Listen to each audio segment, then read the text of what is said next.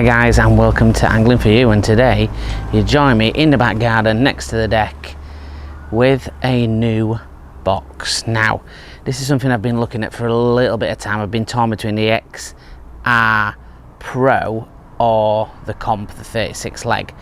I've toyed around with both, and both are amazing. They've both got their own pros and cons. I ended up going with this, which is the XR36 Comp from Matrix. And the reason I've got it, the main reason, is lightness. Now, I carry a lot of bit of stuff or terminal tackle around like everybody does. I don't really need half of the stuff that I take round. I just want to cut things down. I want a lighter box, and the adjustability is fantastic for me, with only being a short lad, and I can adjust that to whatever height I want, with it being on a H-frame. Now, if you don't know what a H-frame is, effectively it is exactly that. It is a H-shaped frame. So the box actually sits within the frame, and it moves up and down the whole box, the seat and all the drawers on the actual frame itself, on the screws, which we'll show you up in close, to get the most adjustability you can possibly get when fishing the box. Now, that is a great point for me, and I can take it in the rivers and things like that, but it's not the essential point. The main thing was to reduce the things that we're carrying, to make it a little bit light and easier for myself. There's no tray, sliding out tray on this model, and that's with the Pro models, because I just don't carry that much stuff.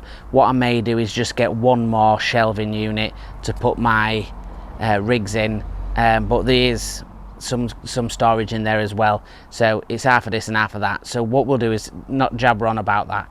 We'll get straight into it. We'll do it, some of me stood next to it talking through the points, and then we will obviously do what we always do and go up in close and personal, and you can see what it's got to offer. So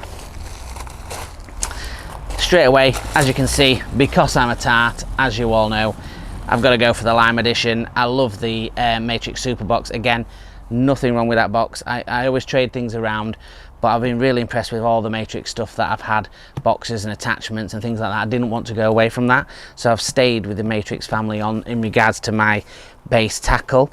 And the S36 is still up for sale for just over £300 if anybody's interested.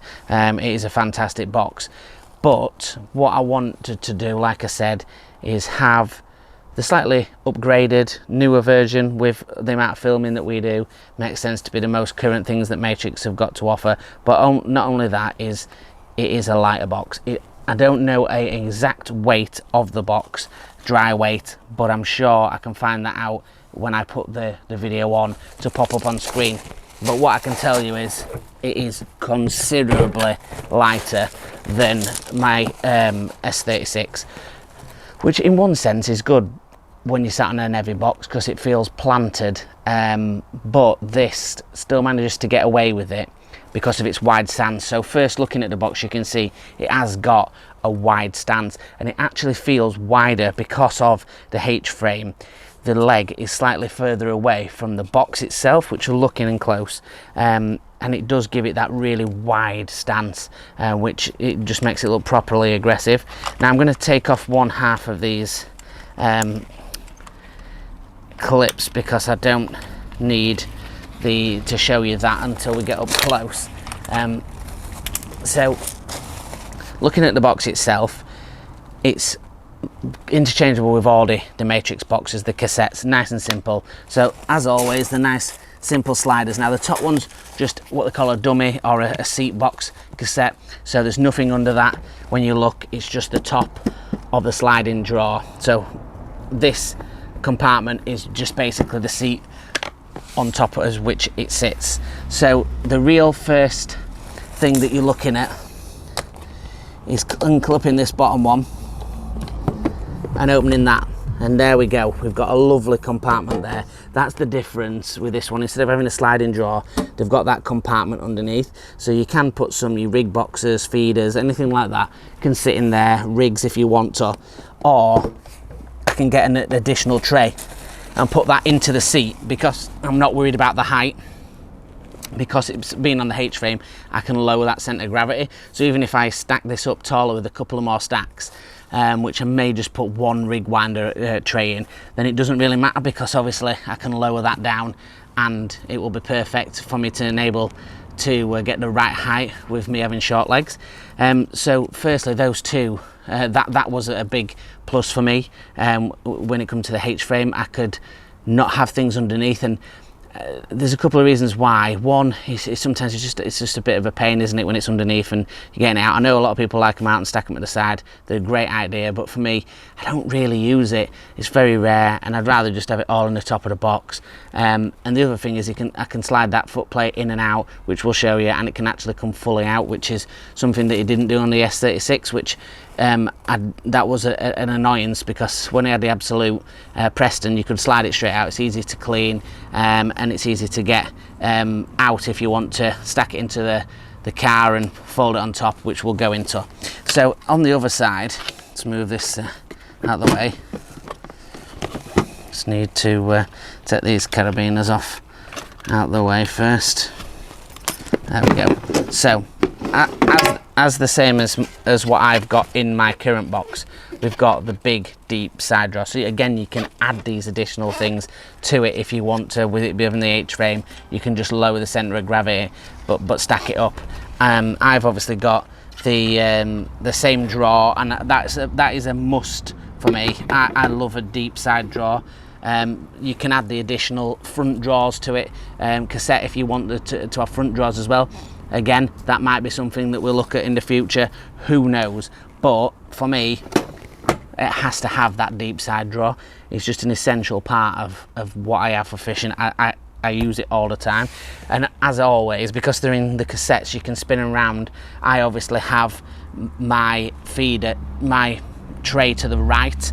Obviously that slides out to the left, and that was actually on the left. I didn't have to change that around, so that's something that's essential to me as well, being able to change that, because I shipped a pole that side, and that's the side the trolley needs to come out, as obviously my side tray is in the way at this side. So the other thing is, as you can see, I've left a few off, as I was just going to change them all for my green ones. For my Matrix ones that Paul Nosebung's made. I have screws on top of each leg, so all these unscrew these caps, and you can screw in attachments, rests, whatever you want. Now I've replaced all mine with Paul Nosebung's do your personalised version, and it mixed me up a compound that is like a sparkly matrix colour that goes perfect on the tops of the legs, which I'll be doing when I transition the boxes over. The other thing is the iodized legs, green, and then the black just looks amazing. So mine are obviously silver currently on the S36. The wheels that do it are non-marking, so that is a massive plus for having the legs. I'm just going to lift it a little bit further back and move on to the trolley at the tray at the front.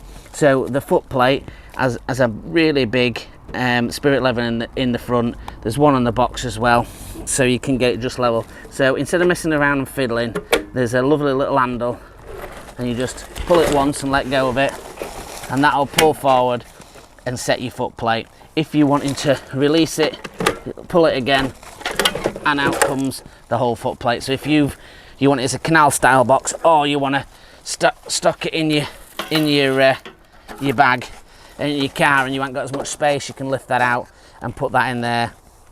Really simple.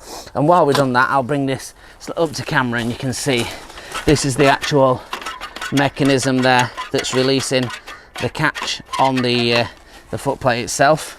So it's really robust and nice and simple, and it is got a bit, it's not heavy, but it's got some weight to it as well, which means it's less likely to break on you. Not the best surface to put it back in on. There we go. And once the foot plate's out, I need to do a bit of leveling. I'm not sat on the best ground here, but as you can see, it's just really sturdy, and it has to be a 36 for me. But you can see that I'm a little higher up, and that's where the frame itself comes into action. and this may be a bit crazy because this is my first go as well, so I won't say I'm a master with these H-frames, but just enabling you to lower them. The knobs are on the insides, and I think that's a really good idea because you're less likely to knock them and loosen them, which I did do very often on the S36. I did loosen them quite frequently. So let's, for example, say I want to just lower it a little bit like that on this side,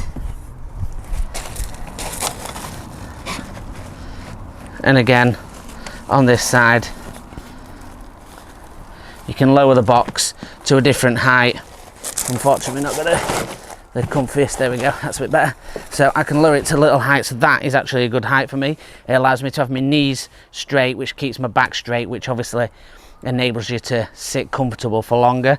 It allows me to have my side tray there, and still the legs at the bottom extend as well, so you can get up higher, which is really good. The footplate ones, for me, when you're setting these kind of boxes up, you want these front legs to be up into the frame as much as possible, and then adjust the front two legs by the littler ones at the bottom. It just keeps the footplate stable, and you can manage it via the littler ones on the bottom. It just makes it a little bit easier. Now the main legs at the bottom, again, they've got the footplate ones there. Now again, what I was saying is I'd use the littler legs to control it. Keep these ones for the footplate down at the bottom, keeps, that's dead set flat then, and you can alter it with the little screws to get it just how you want it. This is just sort of the kind of height that I would want it, slightly lower, and just nice and stealthy, nice and comfy, and it keeps my legs at the perfect height. That is just perfect for me fishing. I'm going to be able to shuffle onto rollers. I'm not stood up wobbling and too high.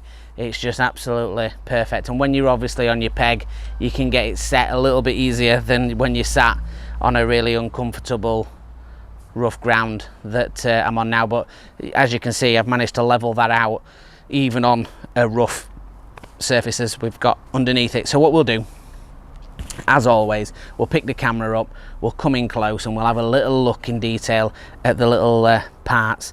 The price wise, if you're looking to get one, they're around 500 quid. It is a great box and will cover everything you need to do in commercial fishing. So let's get a close-up and see what it looks like a little bit closer. So we're starting at the front. As you can see, this is the footplate.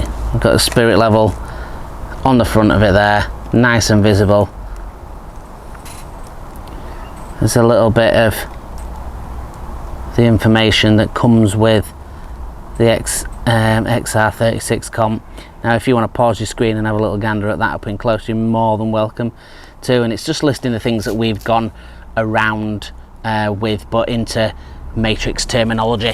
As you can see, the black iodized legs, really nice strong rubberized grips, and as you can see, normal big wood feet that they do, but really nice aluminium frame, nice and sturdy. And moving up to the side, you can see where the carabiners go on either side, and you can see the screw tops at the top and what they would be like if you had the normal Matrix ones. And then moving on to the front, they always have the plastic pole sock that not many people use but are on most boxes nowadays, and the spirit level. And then, like I said, opening the top up, it's got the really durable nice seat on there. So that's the blank unit that sits on the top, and then we click those, and that's the big unit underneath, which is decent enough to fit quite a little bit of a gear into. And then moving on to the side, we've got that big deep drawer. So you've got one single open unit. You can set these out how you want, the two blue and the two green right there. So nice and easy. And the back is quite easy, simple, finished off with the green and that nice embossed Matrix logo there, and a nice XR36 Comp, a lovely little shoulder strap that's nice and strong, cushioned. Yeah, just an alright nice box to use. So let's get back in the box and see what we think.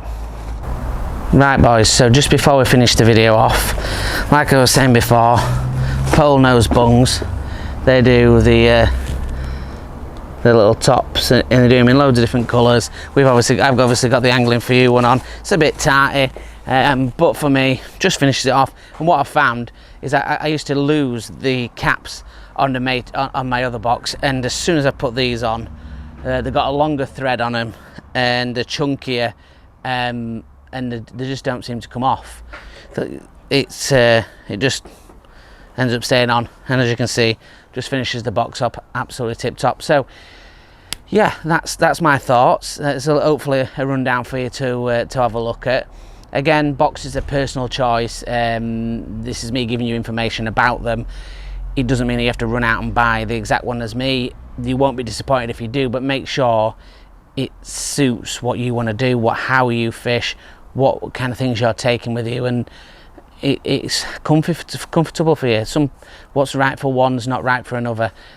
Just get on there, sit on them if you can, compare them against a few that you like, and set yourself a budget and see what you can get within that budget. There's lots of different reviews on our playlist on unboxing and reviews section of various different boxes, along with other tackle. So if you're wanting to have a look at what's current, what's out there, what other things are around that price range, then have a look at that. And there's also a comparison one of my best boxes, where they're in different categories for different budgets. So have a look at that as well, and that can give you a little idea about what's on offer and what's out there.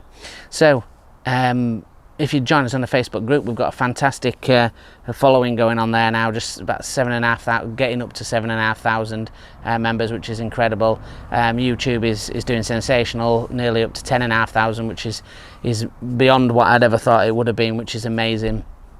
We have now got the secure of not only doing the 4th of September fishing tackle and bait, we're doing a double discount day, so we are doing the Saturday and the Sunday. So that's the 4th of September and the 5th of September now, so Saturday and the Sunday.